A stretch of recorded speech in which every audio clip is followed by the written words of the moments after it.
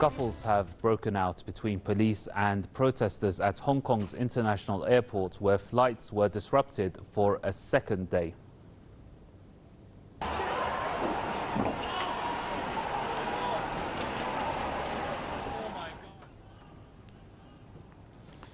The clashes erupted after an injured person was taken out of the main terminal by medics.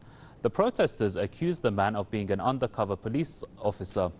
Several police vehicles were also blocked by protesters. Meanwhile, riot police moved in, pushing some protesters back and using pepper spray. Hong Kong's airport authorities said operations at the airport had been, quote, seriously disrupted.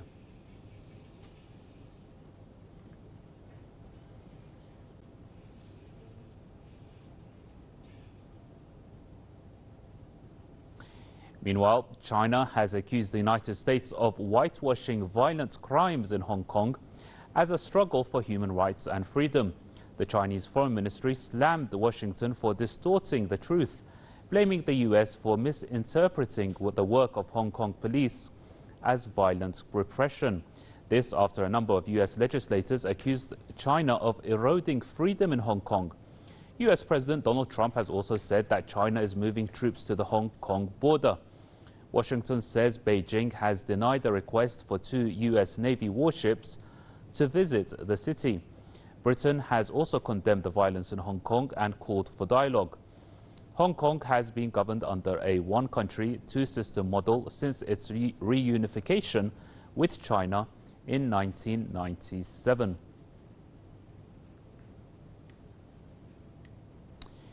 And for more on that story, we're joined by Adriel Casonta, a political consultant and analyst from London. And also we have Jason Unruhe, political commentator, joining us from Ontario. If I could start in London with you, Mr. Casonta. First of all, how do you see China's reaction to the riots and the disruption to Hong Kong airport and other transport hubs?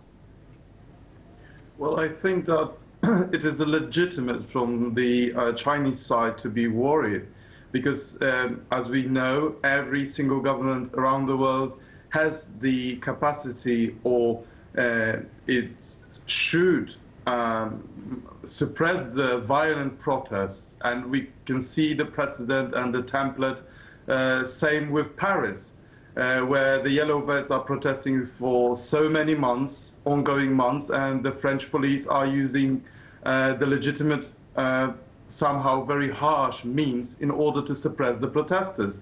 And China, rightfully, should be also allowed to execute the same powers towards the protesters, because they are disturbing the peace and the social cohesion in Hong Kong. So I do understand the stance of the Chinese government. Mr. Unruhe, China is accusing the U.S. of distorting the truth in Hong Kong. Do you agree? Oh, I certainly do agree. The United States has a very long history of misrepresenting the struggles that take place in other countries. While there was a relatively peaceful situation inside of Syria, the United States made it out to be this gigantic upheaval and there was going to be this rebellion. Meanwhile, the entire time there were foreign forces or militant forces that were being hired by the United States through an axis of Saudi Arabia, Israel, etc. And we certainly do see the same thing here. Much of these protests are certainly being misrepresented in much of the Western media, or the media of the imperialist countries.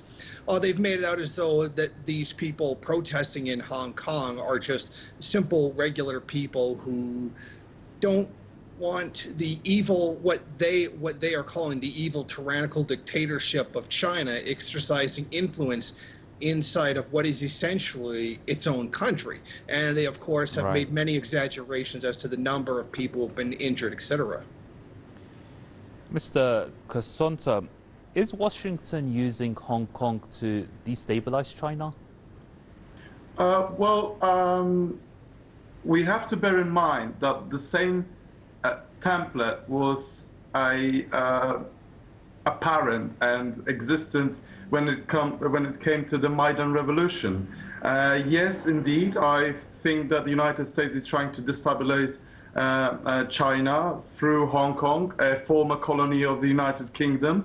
And we have to bear in mind, first of all, that the main goal of the protesters were to somehow make non-existent the bill which was allowing the extradition of the Hong Kong convicts to be extradited to the mainland China. And this was suspended. The bill has been suspended by the government. But at the same time, even though that they achieved their the prime goal of the protests, they still are going further with their demands. We know that, same as in Ukraine, a senior politician or the diplomat appeared talking with the protesters. Here I'm pointing to the chief of the political unit in the U.S. General Consulate in Hong Kong, Mrs. Edith. So we can see clearly that those signs can tell those who are paying attention to what is going on at the moment in Hong Kong that clearly the United States is trying to somehow add fuel to this, social disturbances and meddle in the internal affairs of China, as Donald Trump in his tweet said it. So it's kind of disturbing, and I'm afraid that they are trying to do the same as they did in Ukraine.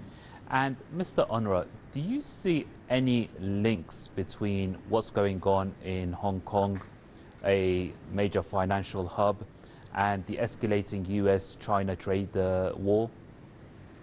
Oh, I think that there's definitely a very large element there. This trade war that has been going on between the United States and China has harmed the United States much more than it has harmed China.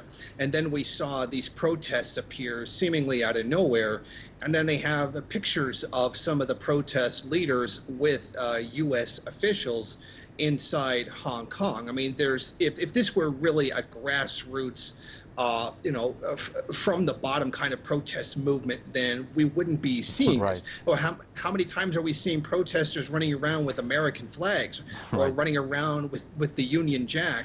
So I think that it's very obvious that the U.S. has a very heavy hand behind this situation. Gentlemen, I'm going to have to end it there. I'm afraid we've run out of time. I'd like to thank our guests, Adriel Casonta, political consultant and analyst joining us from London, and Jason Unruhe, political commentator and analyst joining us from Ontario. Thank you, gentlemen, both very much indeed for your contribution. And that brings us to an end of this edition of News Review.